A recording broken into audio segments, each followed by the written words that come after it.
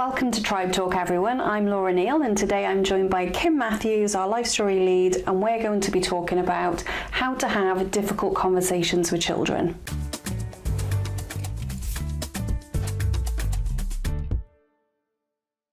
So very often, if you're in a caring or professional role, you will have to have difficult conversations with children. There could be a number of topics, I think, that could contribute to difficult conversations, which we'll cover in a moment. But what we know from supporting many parents, carers and professionals is this is something that comes up time and time again, that people are worried about, people don't always have confidence in doing. So we thought we'd do a podcast on it to just provide a little bit of information. So Kim, can you start us off? What are difficult conversations? What are the types of topics that might come up? Yeah, like you said, they can be so varied and a number of different ones, but this could range from within our care experience population, why is contact changing? Why do I have to move from where I'm living? Why can't I see my parents? Where are my siblings? What's happening with them? What's going on? And then things like bereavement, or why is my family separating? Why doesn't Daddy live with us anymore? Where's Mummy gone? It doesn't just have to be within our care experience population that these difficult conversations are happening. They could be happening in everyday life, talking about illness, talking about people who are really poorly and maybe have died recently. All of those things can come up for our young people and cause such confusion, but be really scary for us as grown-ups to talk to them about. Yeah, and it's huge, isn't it? Just some of those topics, as you were saying, and then it's so emotive as whether you're a parent or a carer or a professional going into that situation.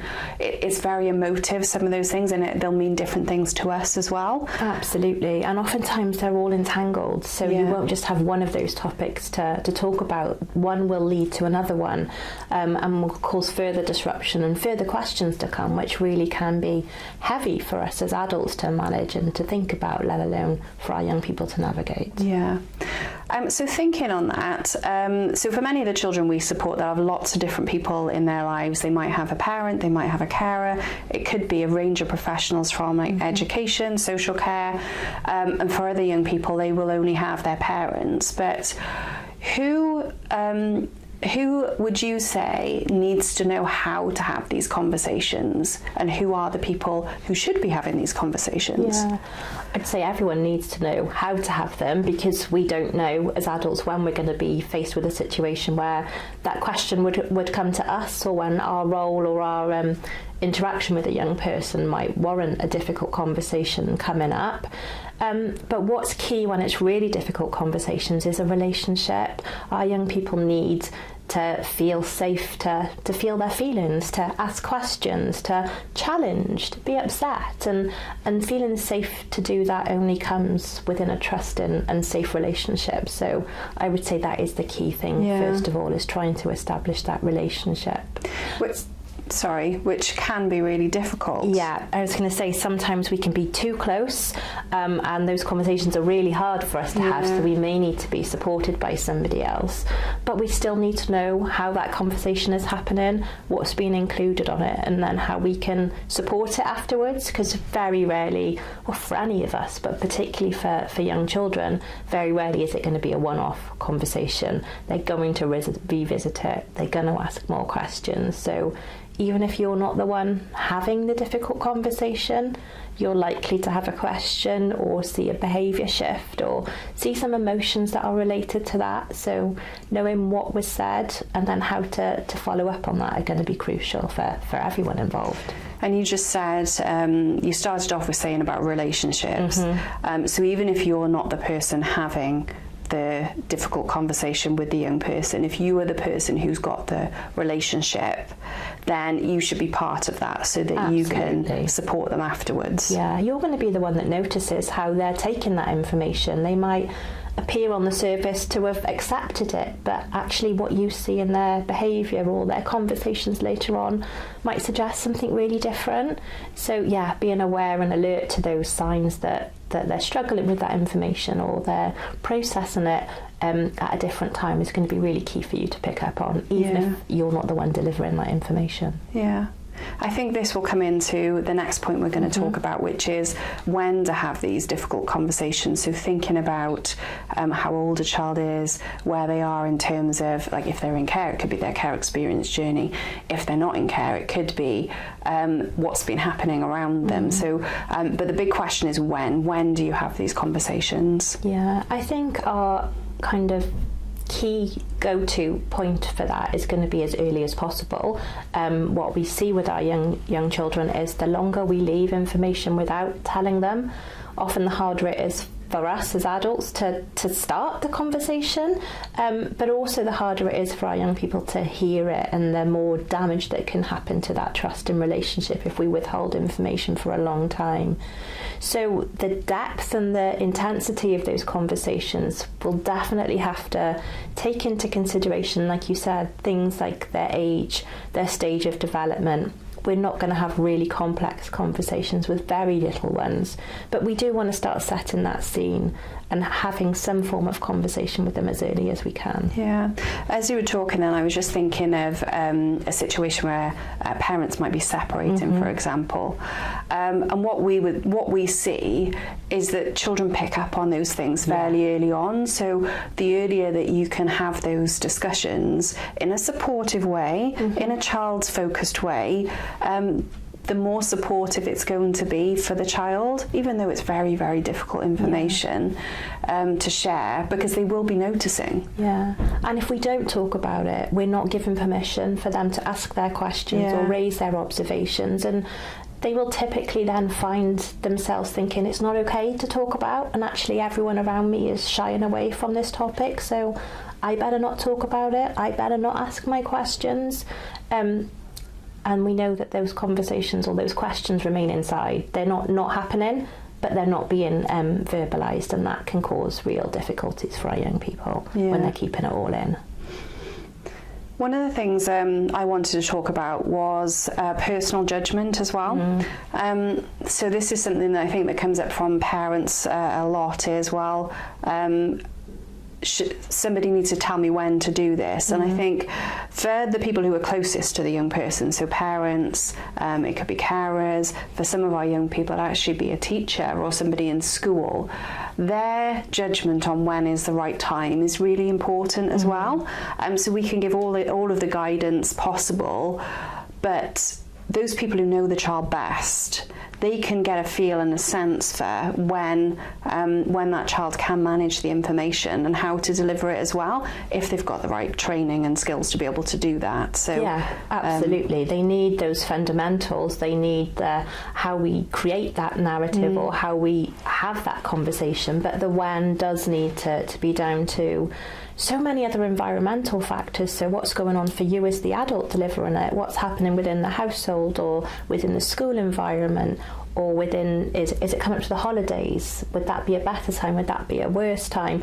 The environment is so many variables for each child that we have to use our personal judgment and discretion in when is the right time, but based on that informed knowledge that we get through training and through guidance from other professionals first. Yeah.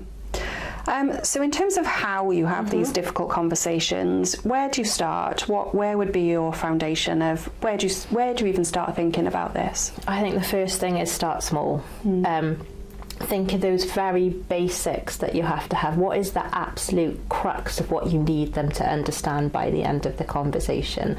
Really start with that. What do they need to know to understand the difficult topic that you're going to be talking about? And yeah, really starting from there. They're not going to understand some of the more complex dynamics or the difficulties of the situation if they don't understand those fundamentals. So going right back to basics, what do we need them to understand to make sense of the information that we're going to tell them? So to give an example of that, in something like a bereavement, if a bereavement has happened, we would need a child to first understand what death is, to be able to understand a conversation like that. So unless they've got those foundations, they're not going to be able to understand the conversation that you're going to have with them. Absolutely, and then it becomes like building blocks. What's the next thing? What's the next thing? And then actually by the time we're building up to tell them the really difficult thing that we've we've avoided. Lots of our young children will be with us on that journey, will be kind of making sense of those pieces for themselves. And oftentimes we find when we're supporting professionals to deliver this, our young people get to the conclusion before the adults even got there, because we've set those scenes, we've laid those foundations so well, that they're able to connect and join the dots for themselves. Yeah. And in respect of that as well, there's lots of very helpful books out there on different topics. So if you're thinking, if you have to discuss bereavement, for example, there's books on that. If you have to discuss puberty, there's books on that. There's really, really helpful books on almost every topic that you can think of. Many of them are actually available on our Therapeutic Stories I was just going to say, YouTube channel. Yeah, there's lots of kind of practical how-tos, so to give you like really hands-on practical advice. But before you even get there, when we're talking about starting small, just having some of that language in the room. And I was going to say then that the Therapeutic Stories are so valuable to bring in things like the worrysaurus, talking about a worry before, and it's okay to talk about a worry before you then share some difficult information that you're going to want them to talk about. We've just done some recent ones around long-term illness and bereavement, and just having those words in the room, having those conversations in the topics that you're discussing can really lay the foundations for when you start to talk about something that's really difficult. Our young people have got a connection. They can make those connections for themselves through those stories that they've heard. Yeah. So we'll put a link in the description to the Therapeutic Stories YouTube channel, but it is just Therapeutic Stories, so easy to find on YouTube. I think there's over 70 books on there now that there's more being added all the time. Our therapists read, and you can either use the YouTube channel or just use it as a prompt for the book that you want to get. Yeah. So start small, thinking about how you're going to set that scene, the information they need to begin with. The other thing you mentioned then is relationships, so making sure that the young person has relationships with the people around them who can be supportive. Yeah, so whoever is having the difficult conversation, before we even bring our young people into that, having the rest of their world around them on board. So it might be that you're a carer or a parent telling them, but how have you prepared school to deal with some of the questions that they might have, or the shifts in behaviour? How have you prepared grandparents or other people around our young person? Make sure that everyone's got the same language and understands what you're going to be sharing, so that they can be the ones that are supporting and giving helpful feedback and support for our young person, rather than contradicting or using different language that might confuse. I think bereavement is a good one in that respect, that everyone uses different language, uses different analogies or different similes to explain what might happen after death, but we need to be really clear with our young person and everyone using the same language to make it make sense. Otherwise, those different conversations can provide much more confusion than clarity. So really all using the same language is absolutely key. Yeah.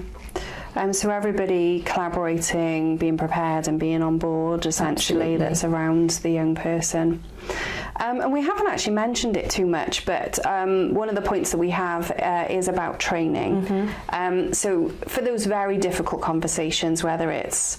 so I think if you're a parent explaining about bereavement in the family, there's lots of resources available. But for some of our really tricky conversations around placement moves, around trauma, around maybe multiple traumas that have happened all at once, how important is it to get training to be able to deliver some of those conversations? Oh, it's absolutely crucial. And I think just the fact that for more of those simple topics, like you said, bereavement's very emotive, but it is a simple topic to discuss. Just the fact that we have to have additional reading, additional resources to help us understand how to do that, shows that when we are talking about more complex things, more really difficult topics or multiple topics all at once, that training becomes even more vital. And it needs to be more than just that reading or a little bit of extra research. It really does need to give us the skills and the competence to then have the confidence to deliver those conversations effectively. Our young people are really astute. most of them will be very hypervigilant as well, so they'll notice if we feel awkward, they'll notice if we're stumbling over our words, if we're not clear what we're saying. So having that confidence in how we deliver this information, what we're going to say, the way we're going to say it, it'll come over to them, and we really do need additional training to be able to do that well. And luckily we provide additional training. That's one of the areas that we have focused on and specialised in for the last 10 years. So it is, and lots of these difficult conversations really do come into life story, and we have these conversations so frequently that they are absolutely vital for our children who've experienced trauma, but so many of the benefits can be found by others who maybe don't consider what they're going through as a trauma. But family separation and bereavement really do impact on our young people. They do cause their own levels of trauma for different young people. So for anyone experiencing this disruption, life story work can be essential. Yeah. So we'll put the links for the different trainings that are available in the description as well. And there are different levels, so from your more basic right up into to your more comprehensive training also. But to finish off, Kim, we've got a question from a carer who asks, what if difficult discussions cause more harm? Yeah. Do you know, this is a conversation or a question at least that we get every single day here at the clinic, definitely in every single training that I've delivered since I've been here. And I think what we need to come back to is the reality of the lived experience for our young person. They've been through that difficult situation, or they're going to go through that difficult situation, so they are going to become aware of it, or they already are aware of it, and it will be impacting on them. What they tell us and what we see is that the not talking about that causes more trauma for them. So we talked about earlier that holding those questions in, that wondering why no one's talking about it, feeling that they're holding everything and they don't want to upset or disrupt family life for the people caring for them. Those pressures are really heavy on our young people, and actually they cause more trauma to them than safely and comfortably explaining things in a really planned and prepared way for them. Thank you, Kim. So that brings us to the end of our podcast today. So a few things to remember when thinking about having or planning difficult conversations with children. So the first, remember to think about their developmental stage, what they'll understand, what you need to cover first. So if there's a topic that they have no knowledge of, you're probably going to need to cover some information about that topic first before you share any difficult information. The people closest to the child, so the people who have the relationships with them, should be there either to support if they're not delivering the information themselves. They can be a huge source of support for the young person. Remember to start small and to prepare everybody around the young person as well. Getting those messages all the same is really, really important in getting it right and making sure that different people aren't telling them different things. And for those really big discussions, the ones that we're all more concerned about, make sure that you have the appropriate training. There is training available and out there, and that can really build our confidence in delivering information that can be really tricky for children to hear. So thank you for listening today. If you found this podcast helpful, then subscribe to Tribe Talk for more trauma-informed care in practice.